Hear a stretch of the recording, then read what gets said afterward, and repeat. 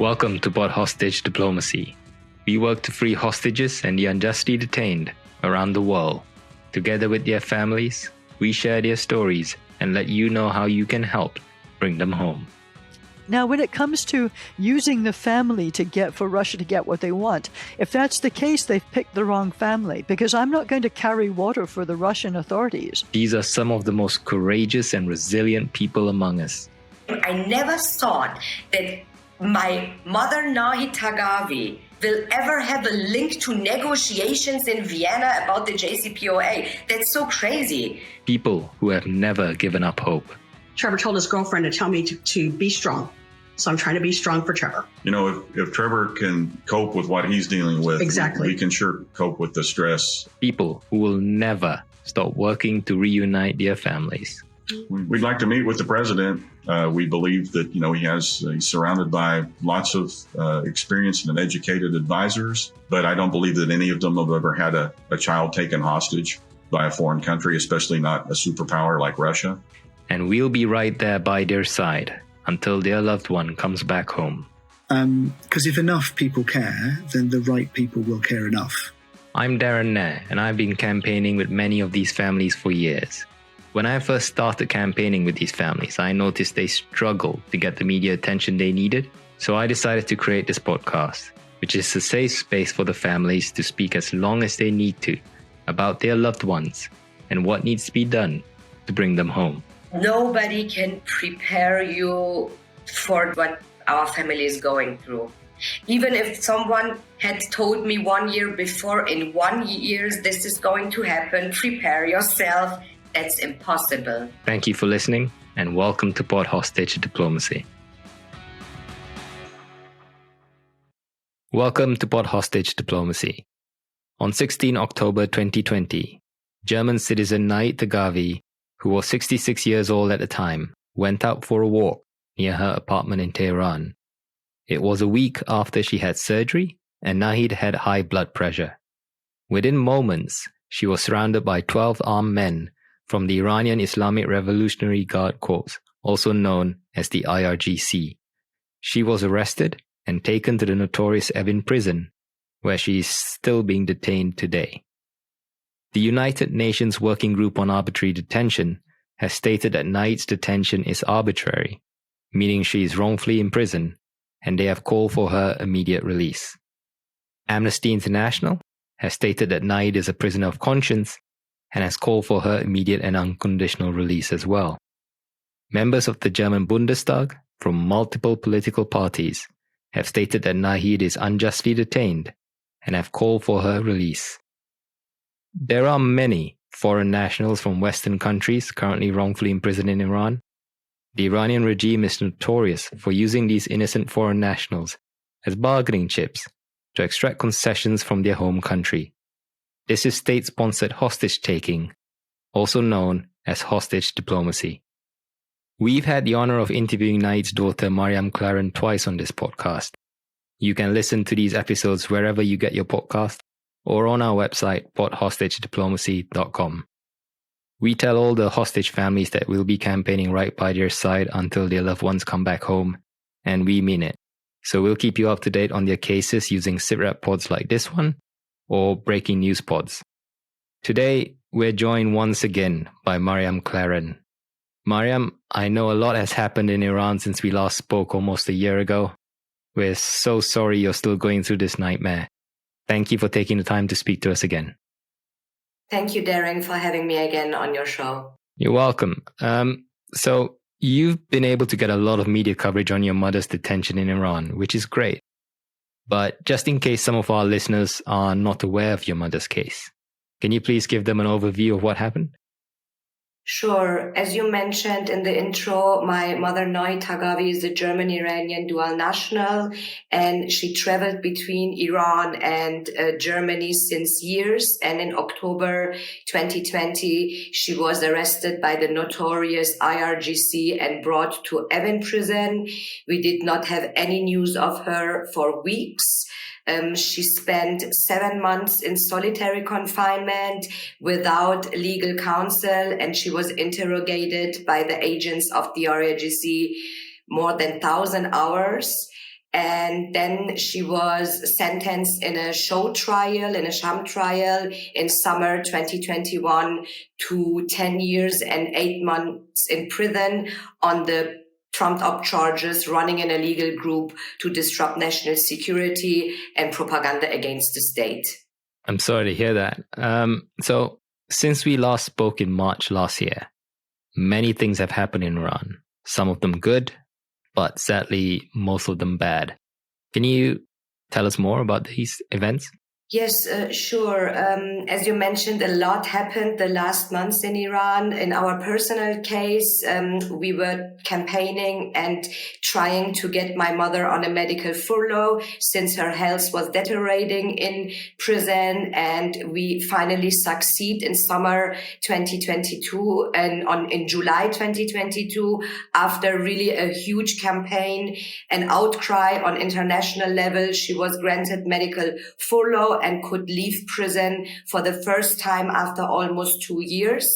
And she started her medical treatment outside prison. She was with the family. Out of the blue, in the middle of the medical treatment, the prosecutor's office called her in November 2022 and said that they think her medical treatment is finished and she should come back to prison. Although a lot of doctors had confirmed that she is not in a condition and position to go back in prison, but they forced her to come back. And the whole situation in Iran is related to the case of my mother. As you mentioned, a lot of things happened in Iran. In September 2022, we all heard that the Kurdish woman Jina Mahsa Amini died in police custody. And after her murder, after her death, there was an international outcry, but also the people in Iran started the first women-led revolution with the slogan "Women, Life, Freedom," and start the uprising. The protests started, and also the Iranian diaspora and the international community showed their solidarity with the Iranian people. There are almost every week protests and vigils around the world, and it was very funny because I think it was 1 hour after the German chancellor first spoke out about the protests and how the Iranian regime is brutally doing a crackdown on the protest. He spoke in a video to the Iranian government, and he said, "What kind of government are you that you are killing your own people in the streets?" And exactly 45 minutes later, the call from the prosecutor's office came and they told my mother to come back to prison. So this shows that every action by the German government is related to the case of my mother. I want to mention that I completely agree with the reaction of our chancellor, and I also stand in solidarity by the people of Iran. And it's good that the Western governments show actions, but in our case, always actions means that something could happen to my mother. Again, I'm sorry to hear that. And you're right. If it happens 45 minutes after the German chancellor makes a statement, then clearly it's related. They're using your mother as a pawn, a bargaining chip. So I understand that your mum is now the only known dual national still held in Evin prison, the only female dual national still held in Evin prison, because this is because the French academic Fariba Adelka, who was wrongfully imprisoned in Iran since 5th of June 2019, was recently released from Evin prison. But the circumstances of her release are still not clear, as we don't know if she can leave Iran and go back to France to be reunited with her loved ones. Your mum and Fariba were quite close. Now your mum's the only, again, as I said, the only female dual national hostage left in Evin. Do you want to just talk more about that, and how's your mum doing? When was the last time you spoke to her, etc.? we were very happy when we heard the news that Fariba Adelkha is finally released from Evin prison. But that was also the point when I realized, okay, your mom is the last female political prisoner, dual national political prisoner in the women ward of Evin prison. As you mentioned, maybe there are more in Iranian prisons and we don't know about their cases.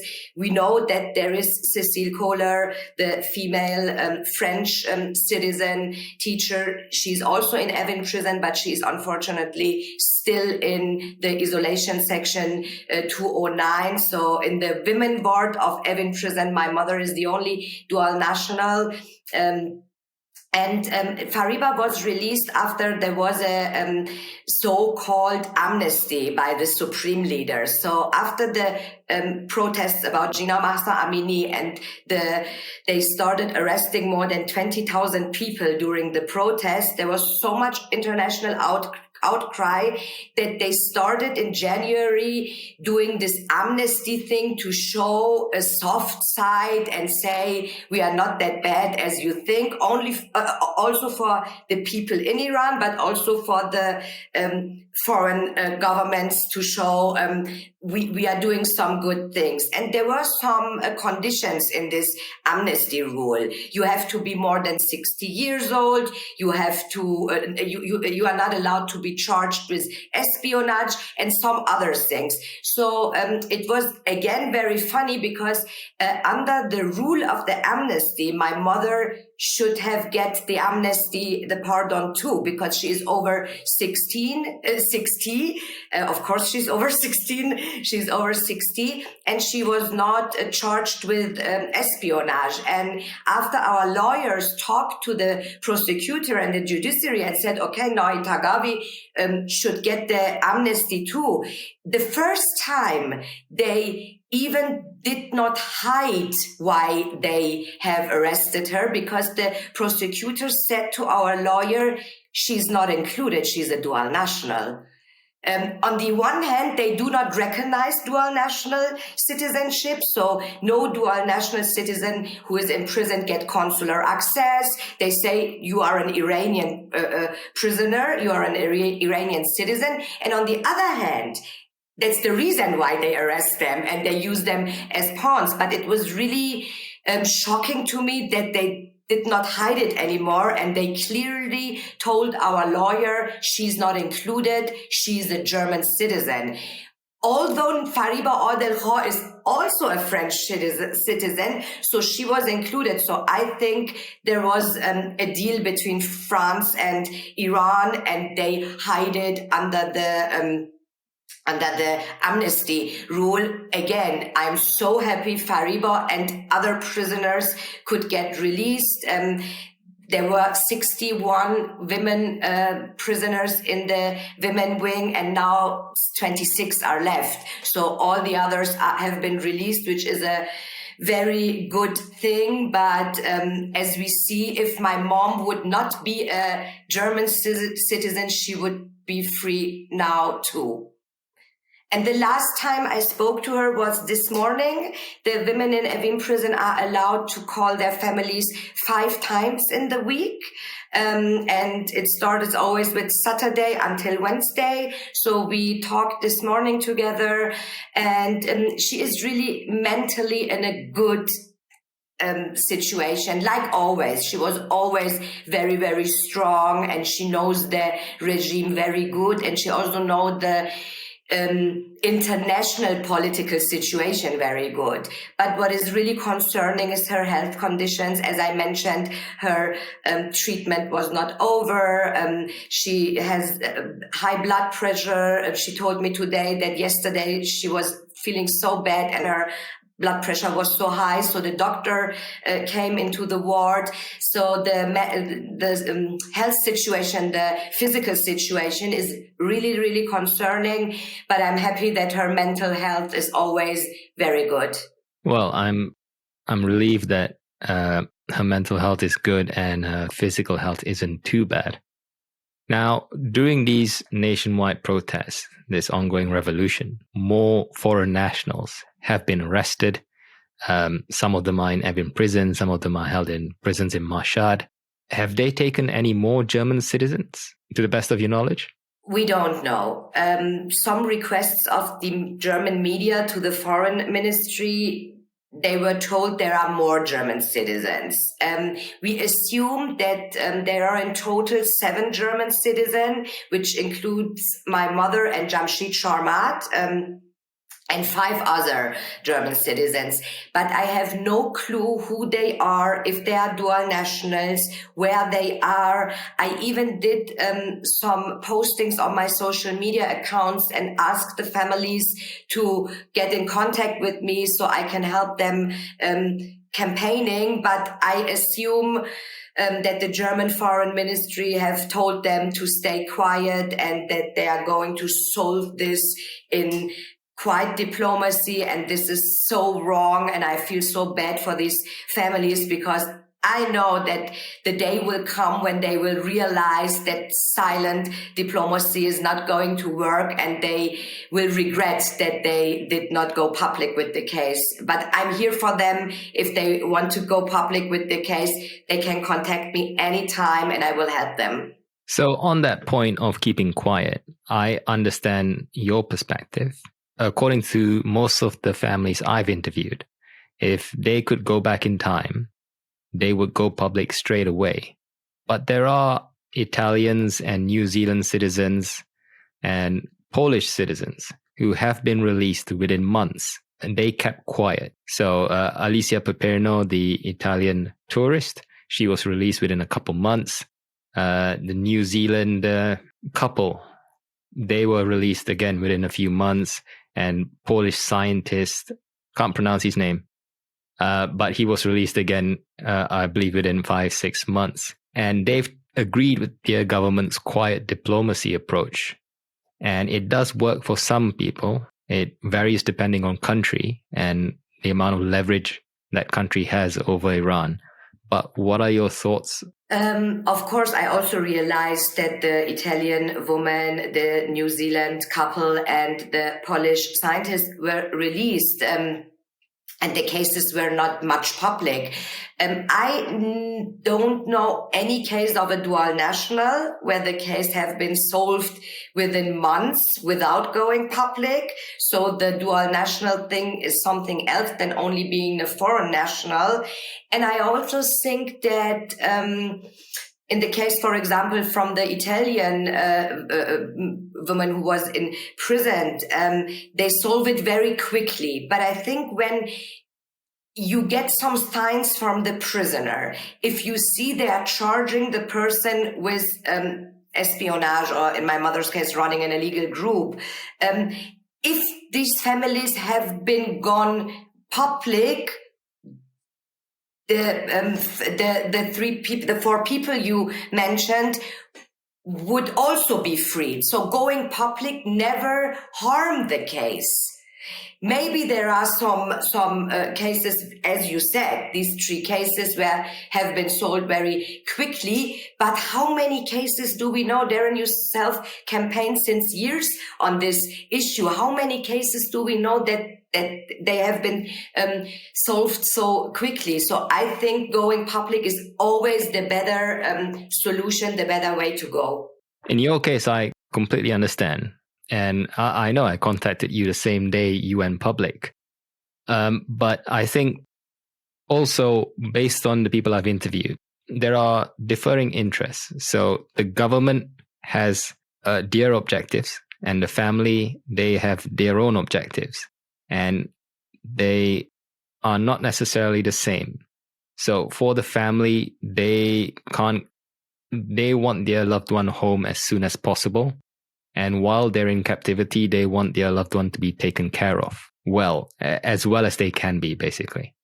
Whereas the government, they want to free the citizen, but at the same time, they don't want to incentivize more of their citizens being taken.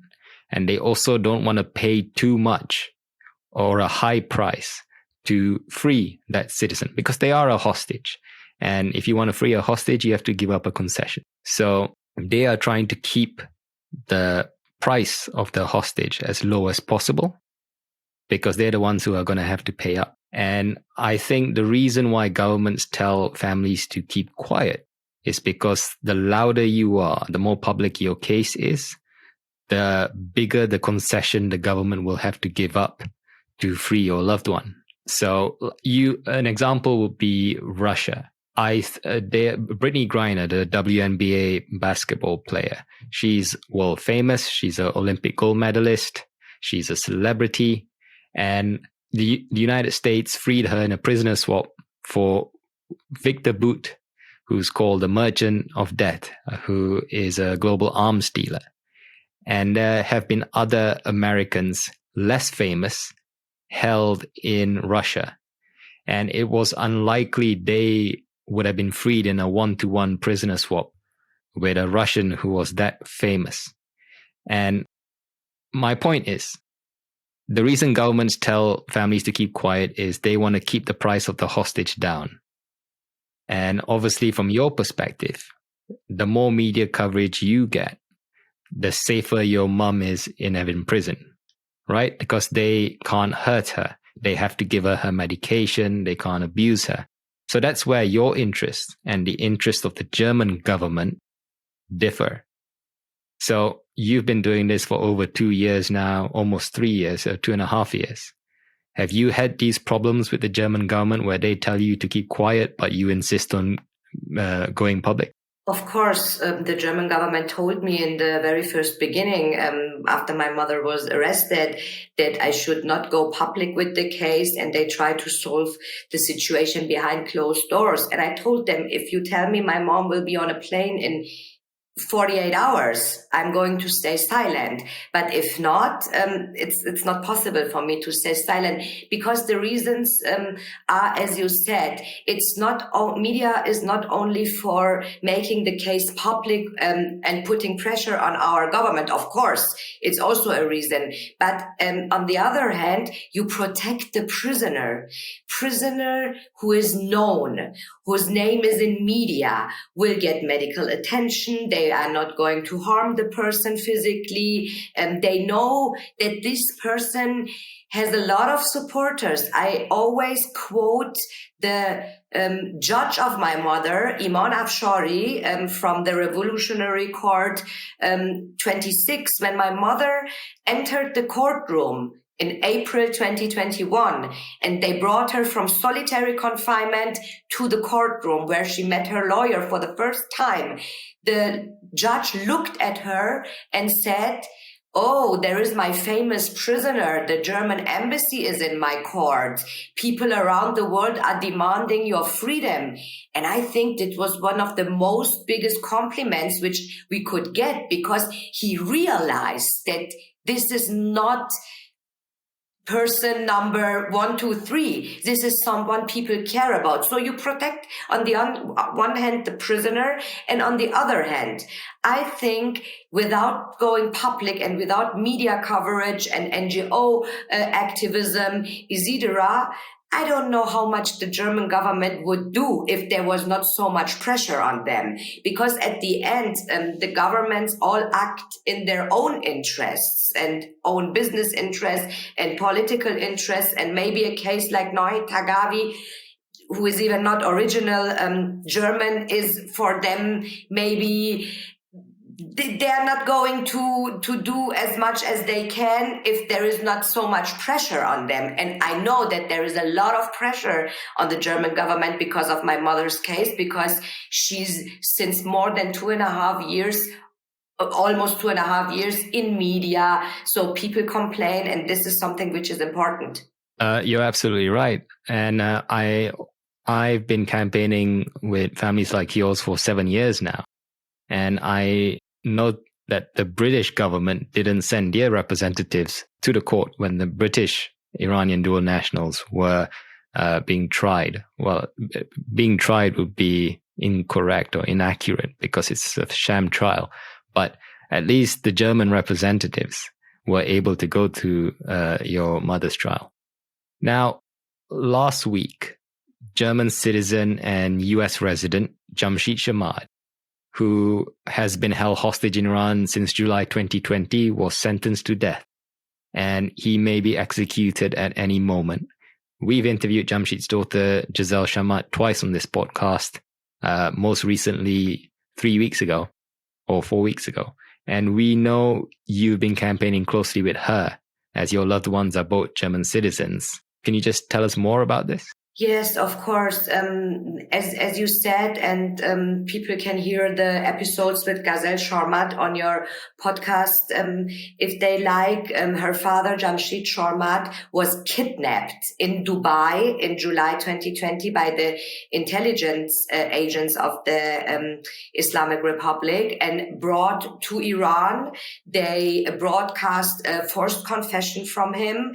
And since then, he's been held at an unknown location, and he has very, very rarely contact with his family. He's allowed to maybe phone them once or two times in the year. And last February, he was charged with corruption on earth. And last Tuesday, they announced his sentence, which is the death sentence. And this is something Giselle is telling the world since more than 2 years, that they want to kill his father.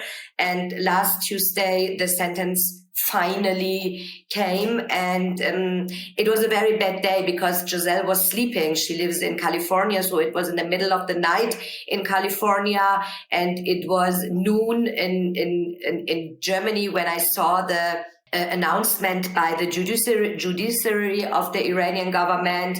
And of course, every media started covering this sentence. So I tried to reach Giselle because I didn't want her to wake up and see this news through Twitter. And I could finally reach her at around 5 a.m. her morning. And I had to told her that her father got the death sentence. And it was a very, very difficult talk because we were both crying, but we started immediately an emergency campaign in Germany, and the political sponsor of her dad, who is the chief of the Christian Democrat Party, was in California, fortunately, and visited her. And there is a big campaign under the hashtag Save Shammat going on. The German government shows for the first time a reaction.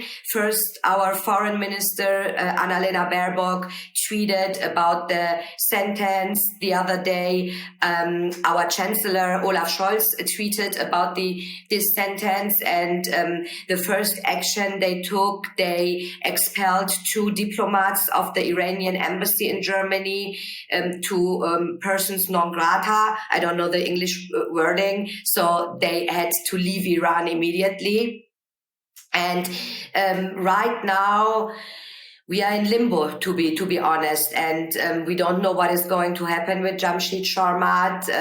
If we want to see it legally, there has to be an appeal, but we are talking about the Islamic Republic of Iran. You never know what they do, and they took so much on them to kidnap him from Dubai, bring him into Iran. He's at an unknown location. He has no contact with nobody. And now he's facing the death penalty. So it is a very, very dangerous situation. And I really hope that the German government will do more actions and not only expelling 2 employees of the Islamic Republic embassy.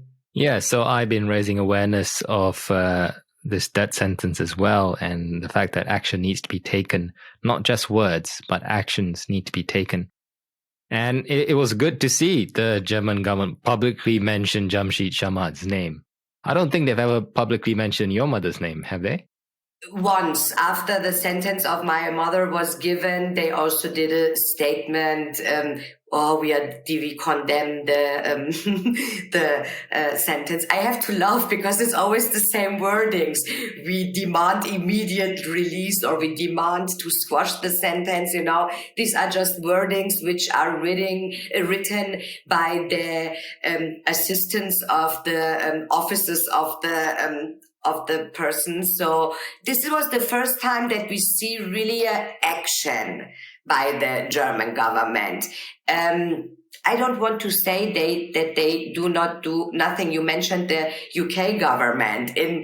If we want to compare these two governments, I think the German government, as you said, they went to the court of my mother. They also negotiate the medical furlough of my mother. But I don't want to give them the props because, to be honest, there was so much pressure on them. The case was so public and we campaigned so long, so they had to do something. But it was their negotiation that my mother was sent on a medical furlough because, as we know, the Iranian government will never allow a dual national anything if there is no negotiation with the Western country. So I really hope that it's not only mentioning Jamshid's case, not only the action expelling 2 persons, but we have no clue what is going to happen in the next days or weeks. Yeah, so on the British government, I'm not saying they didn't do anything. They did give Nazanin Zaghari Ratcliffe diplomatic protection, and they did help negotiate her house arrest. She didn't spend, she was out of Evin prison for at least 1 or 2 years as a result of the COVID pandemic. And yeah, she wasn't the only prisoner who they helped. But my point is, yes, it's not they didn't do anything. They can definitely do a lot more. Now, just before we move on to what should the Iranian regime do, what should the German government do, etc., I also noticed that the French government posted a statement standing in solidarity with Jamshid Shamad. And in the last 24 hours, the US Special Envoy for Iran, Robert Malley, he also posted a statement condemning this death sentence. But he didn't really acknowledge Jamshid as a US resident. He stated that Jamshid is a German Iranian dual national. Didn't mention that Jamshid's American, even though he's lived in the United States for almost 2 decades. Most of his family, if not all of his family in the US, are American citizens, including Giselle, which was surprising. Do you have any thoughts on that? I also saw that the French government didn't tweet and that Robert Malley did a tweet. You know, I don't want to sound frustrated, but I don't know what to do with such tweets. You know, I can tweet everything anytime. As you said, they even did not recognize Jamshid as a US citizen, although he lives there since 2 decades, as you say. It's good to see that they realize the case. It's good to see that they condemn the sentence, but I really hope that they work in the background together, the German government, the French government, the US government, whoever, to solve these problems. But as I always say, I think they only will do something if they have much pressure from ordinary people and that the public opinion is aware of this situation and demands the governments to do something. So what should the Iranian regime do? Go away.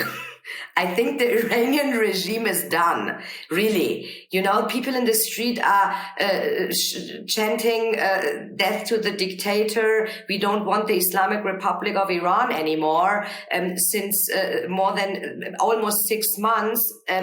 But as long as they are there and not going away, I have no demands to the Iranian government, to be honest, because to me, this is a terrorist state who is taking hostages, who is doing so much human rights abuses, who is raping my sisters in prison, who is killing my brothers on the streets. And I have no demands to the Iranian government. What should the German government do? I have a lot of demands to the German government. First of all, I think the German government should finally realize that the Iran politics that they are doing since 44 years does not work. That Iran is not a normal country or a normal government who you can negotiate with, who you can do business with. So as I always say, they should hear the voice of the diaspora. They should put maximal pressure on the regime. And I want to mention, I don't mean pressure like any military intervention or putting sanctions, which will hurt the people. But I think there are a lot of other things they can do, such as listing the IRGC on the terrorist list, such as putting individual sanctions on persons who are included in the human rights abuses, and so on. You know, I'm not a politician. I have my profession in my job, and if someone to my customers come to me and say, we want this and that, they don't have to tell me how I can solve their problem. They tell me what the problem is, and I know how to solve the problem. And this is the same about the German government. They need to solve the case of Jamshid Sharmat and Nahid Taghavi. However they do that, and I'm sure they know how to do that. But Giselle said something very good the other day to me. She said, my dad is bleeding and they are only looking at him and giving him something to stop the bleed, but they are not doing something against why he is bleeding, you know? And this was a very nice, I thought, thing she used, because she's a nurse. And she said, when I have to have a patient and want to do something about it, I know what to do. So the German government, I think, knows what to do. I think it is very important that they work together on a European level, because, as you said, we have, I think, 7 or 6, since Fariba is out of prison, there are 6 French citizens. We have at least 3 Austrian citizens. 2 names are known, 1 is not known. We have 2 Swedish cases. So there are a lot of cases, the German cases, there are a lot of cases within the European Union. So I think they should work close. We have the Belgium case. Sorry, I forgot the Belgian case.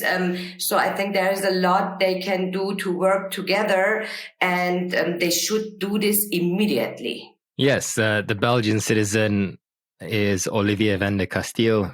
What should the international community do?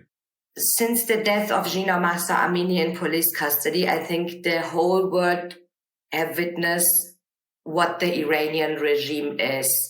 Not only our parents are hostages in prisons, I can say that 80 million people are hostages, are prisoners of a brutal fascist regime. So I really ask the international community to stand with the Iranian people, to follow the cases of our parents. Hashtag Save Sharmat, hashtag Free Nahid. You can find us on social media. Everybody can help. It's a like. You can share our postings. You can talk with your friends about this. Go to protests in your cities. There are always protests about the women life freedom revolution in Iran. Take the pictures of our parents with you. Raise awareness about what is going on, because it's very, very important. Right now, there is a golden time because the whole world is watching Iran. And we think that this is the time that could save the lives of our loved ones. And we don't know what in 6 months is going to happen. But I really ask the international community to stay by our side. What can journalists and news outlets do to help? Because as we discussed earlier, media attention literally saves the lives of these hostages. It makes sure that they are protected, they are given medical attention where necessary. So what else can journalists and news outlets do to help? As you said, we need as lot as media coverage as possible. The names of our parents need to be in media as much as it's possible to, first of all, protect them, and second, put pressure on the German government to do something about the cases. And the only thing that helps is media coverage. And I know there is a lot of things going on in the world, and you do a great job, but please do not forget these individual cases. When so much other things are going on, we need your help. We don't have that much followers or that much people that hear our voices. And we do 24/7 campaigning on social media, going on the streets, but we really need the media to echo our voices and to put awareness on our cases. So I really ask you to do not stop covering. Giselle Charmat got a lot of media attention the last 3-4 days, but she's so afraid. She told me yesterday, maybe in 2 or 3 days, they are not going to cover the story of my dad anymore. And then the regime is going to kill him while nobody is watching. And I ask you in the name of Giselle Charmat, please do cover her case again and again. What can members of the public do to help? As I said, I think it's very important to put this problem into the mind of the public opinion. And I know, as I said about the media, there's so much going on. We are in the middle of a war in Europe, and so on. But I think don't look away. I know it's sometimes difficult, and we are tired too. I'm tired after 2.5 years. I do not have a normal life since 2.5 years. And I know that sometimes we get tired, and it's okay to be tired, and maybe do not do anything. But when you are not tired anymore, please use your positive energy and support us. As I said, you can always see where are protests in your city. There are almost every Saturday in the big cities worldwide protests for Iran. Go there, take the pictures of the prisoners with you, tell your friends about what is going on. Write your MPs. This is the easiest thing you can do. Write an email to your MP. And it does not matter in which country you live. Write an email and tell them to put pressure on the government, to work with the German government. The more people know about our faith, the more people will get aware and can help us. Well said. Mariam, we're almost at the end of our interview. Is there anything else you'd like to mention? I think we talked about everything which happened in Iran, in Nahid's and Jamshid's case. And again, I want to thank you that you have this show and you give us families the opportunity to talk about our parents and our loved ones unjustly detained abroad. So thank you very much, Darren, for doing this. You're very welcome. It's an honor to help. Mariam, we'll be campaigning right by your side until your mother is freed and comes back home to Cologne in Germany. Thank you for taking the time to speak to us today. Thank you.